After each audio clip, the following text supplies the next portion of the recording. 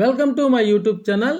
AP ఉద్యోగుల September నెల జీతాల బిల్లులకు ఏమైంది? సెప్టెంబర్ జీతాల తాజా పరిస్థితి అక్టోబర్ 4 ఉదయం 10 గంటల 30 నిమిషాల సమయానికి చూస్తున్నాం. చూసే ముందుగా ఫ్రెండ్స్ ఎవరైనా ఇంకా మన ఛానల్ని సబ్స్క్రైబ్ చేసుకోకపోతే వెంటనే సబ్స్క్రైబ్ చేసుకోండి. ఇక విషయానికి వచ్చినట్లయితే జీతాల కోసం ఉద్యోగుల ఎదురుచూపు. 40% లోపు మందికే అందిన వేతనాలు.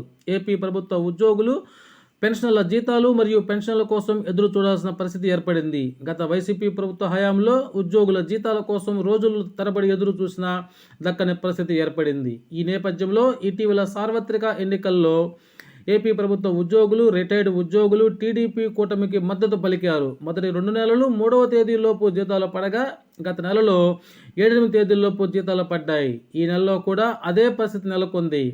ఏపీ ట్రెజరీస్, అకౌంట్స్ శాఖ, పోలీసు, న్యాయశాఖ, రెవెన్యూ శాఖ, వైద్య శాఖ ఉద్యోగులకు పూర్తిగా వేతనాలు పడగా మిగిలిన శాఖల ఉద్యోగులకు జీతాలు పడలేదు. జిల్లా వ్యాప్తంగా ప్రభుత్వ ఉపాధ్యాయ ఇతర ఉద్యోగులు సుమారు 45,000 మంది ఉండగా అందులో రిటైర్డ్ ఉద్యోగులు మరో 20,000 మంది ఉన్నారు.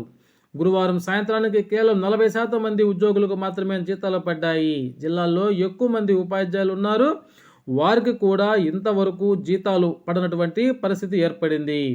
ఇప్పుడు మనం చూస్తున్న స్క్రీన్ మీద ఉదయం 10 గంటల 30 నిమిషాల సమయంలో కూడా ఏపీ ఉద్యోగుల్లో ముఖ్యంగా ఉపాధ్యాయులకి సంబంధించినటువంటి బిల్ యొక్క స్టేటస్ను పరిశీలిస్తే ఆ payment pending status waiting for fund clearance దశనే చూపిస్తూ ఉంది.